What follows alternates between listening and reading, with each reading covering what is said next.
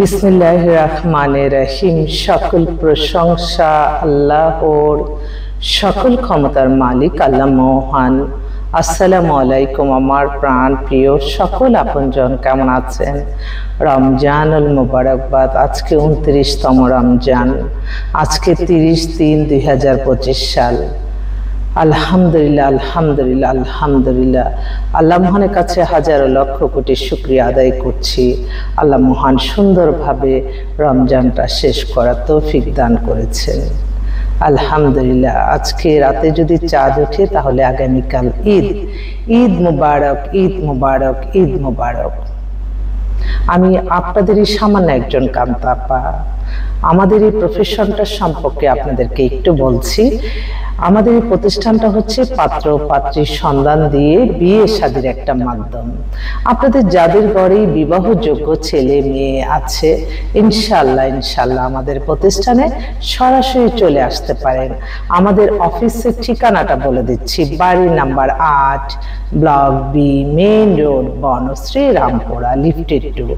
Mobile নাম্বারগুলি বলে দিচ্ছি: 01971860261। আমাদের অফিস প্রতিদিনই খোলা আছে, ইনশাআল্লাহ চলে আসবেন আমাদের অফিসে। আল্লাহ নামে কাজ শুরু করিলাম। আমি আমার আল্লাহর ঘরে সালাম দোয়া পৌঁছে দিলাম। আমার প্রিয় নবীজির রওজা মুবারকে সালাম দোয়া পৌঁছে দিলাম। হযরত শাহজালাল শাহপরানে সালাম দোয়া পৌঁছে দিলাম। আজমির শরীফে সালাম দোয়া পৌঁছে দিলাম। আল্লাহ আপনি নামাজ রোজা ইবাদত বন্দেগী কবুল আর মঞ্জুর করে নিন, আমিন। এই মুহূর্তে আসলে বেশ কিছু পাত্র পাত্রী একদম রেডি অবস্থায় আছে। হয়তো আপনারা এখন ছুটিতে আছেন, অনেকেই ভাবছেন যে বিয়ে করবেন। তো আমাদের অফিস কিন্তু খোলাই আছে। আমার এক ভাই, ঈদ মোবারক আপু, আমার ছেলে দেশে আসছে, জরুরি ভিত্তিতে একটা পাত্রী দেখে দেন। আলহামদুলিল্লাহ। আমেরিকার সিটিজেন ছেলে, engineer, 90 date of birth, height 5 feet 10, বই থেকে পাশ করে ওখানে MS করতেছে, এখন ছুটিতে আসছে। ওর জন্য একটা ভালো একটা মেয়ে চাচ্ছে, আমেরিকা থাকা ফার্স্ট, সেকেন্ড দেশের ইঞ্জিনিয়ার। আরেকটা ভাই, উনি হচ্ছে আর্মির ক্যাপ্টেন, আর্মির অফিসার। ওনার মেয়ে হচ্ছে 2000, এত অল্প বয়স মেয়ে, 2004 date of birth, height 5 feet 4। মানে শব্দে বিবিএ করতেছে BUP-তে। খুব ভালো মেয়ে, খুব সুন্দর। উনি একটা বলছে যে আমি একটু আর্মি অফিসার, নেভি অফিসার বা বিমান বাহিনীতে চাকরি করে এরকম একটা ছেলে চাই। ওনার নিজস্ব 8তলা বাড়ি আছে, 2টাই মেয়ে। আলহামদুলিল্লাহ, আল্লাহ যাতে তার আশা পূর্ণ করে। আরেক আপা, উনি হচ্ছে সচিব, ওনার হাজবেন্ডও সচিব। ওনাদের মেয়ে হচ্ছে ইঞ্জিনিয়ার, আমেরিকা সিটিজেন, নামমাত্র একটা ডিভোর্স, 92-তে ডেট অফ বার্থ। মেয়ে অপূর্ব সুন্দরী। তো ওর জন্য একটা ভালো ছেলে চাচ্ছে। ওনার নামমাত্র একটা ডিভোর্স, অবিবাহিত, ফার্স্ট চয়েস, সেকেন্ড যেটা হয়। মানে আজকে যেগুলি আমাদেরকে রিমাইন্ড দিতেছে সেখানের মধ্যেও বলি, আমার এক বোন, সে আমাকে আপুই ডাকে। আমি বলছিলাম তুমি আমাকে আন্টি ডাইকো। আমার মা নেই তো, আপনাকে আমার মায়ের মতো লাগে। তো একটাই মেয়ে ভদ্রলোকের, ওনার ওয়াইফ মারা গেছে। ওনার এই মেয়েটার বয়স 28, 5 ফিট 4 লম্বা, উজ্জ্বল শ্যামলা, নিজের বাড়ি গাড়ি সবকিছু আছে, ডিভোর্স হয়ে গেছে, একটা ভালো ছেলে চাচ্ছে। এত আহামরি চাহিদা নাই, মোটামুটি ভালো একটা ছেলে হলেই চলবে। আমার আরেক বোন সিঙ্গাপুর থেকে বলতেছে, আপু আমার মেয়ের তাড়াতাড়ি ব্যবস্থা করেন, আমাদের কোনো দিক দিয়ে কোনো কমতি নাই, কিন্তু আমাদের একটা ভালো ছেলে দরকার। তো আমি সবাইকে অনুরোধ করব, আপনারা যেমন আমার কাছে বলেন, আপনারা প্রত্যেকটা নামাজে ওয়াক্তে সবসময় দোয়া করবেন যে আল্লাহ মেয়েকে আল্লাহ ভালো একটা ছেলে মিলিয়ে দাও, ছেলেকে একটা ভালো মেয়ে মিলিয়ে দাও। কারণ এই বিয়ের মাধ্যমে কিন্তু জীবন শুরু। তাই এই বিয়ের জিনিসটা এমন একটা ব্যাপার, আপনারা সবসময় এটা চিন্তা করবেন। এটা সম্পূর্ণ মানে আপনার সফলতার মূল যেটা, সেটা আমি বারবার বলছি, আপনার ইবাদত বন্দেগী, নামাজ রোজা, হজ, যাকাত, উমরা পালন, ভালো কাজ, এর মাধ্যমে কিন্তু আপনি দেখবেন আপনার জীবন মান পরিচালনা হবে। অন্য কোনো ওয়েতে যারা লোভনীয় কোনো কিছুতে গেছে বা বেশি কিছু এক্সপেক্ট করে, বেশি কিছু এক্সপেক্ট করে, এই ব্যাপারগুলি মানুষের ভিতরে ভুল একটা ধারণা। সবসময় আল্লাহর কাছে চাইতে হবে, আল্লাহই একটা সহজ রাস্তা দেখাই দিবে। আমি তো প্রতিটা ক্ষণ, প্রতিটা মুহূর্তে, প্রতিটা সবাই আমার আল্লাহর কাছে আমি লজ্জিত,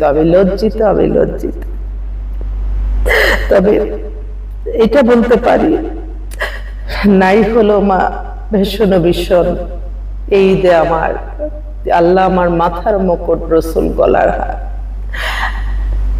আমি এই সারাটা মাস আমি যা আমার হালাল ভাবে কষ্টে অর্জিত অর্থ সব আমি মানুষের মাঝেই বিলিয়ে দিয়েছি। এটা বলতে কোনো লজ্জা নেই।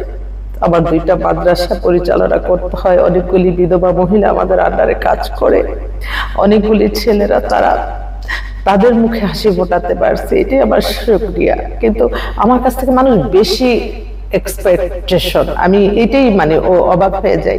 1000 গাড়ি যাচ্ছে এত, কিন্তু সবাই দেখা যায় যে কিভাবে জানি আমার কাছে এসে তারা, কিন্তু আমি তো আমার মন ভরে কাউকে করতে পারি না আল্লাহ। তবে এটা ঠিক যে কেউ ফোন করে খালি হাতে ফিরাই দেয়, আমি মনে করি তখনই যে এটা নিশ্চয়ই আল্লাহ করাইছে, তাকে মনে করাইছে, আমার কাছে পাঠাইছে।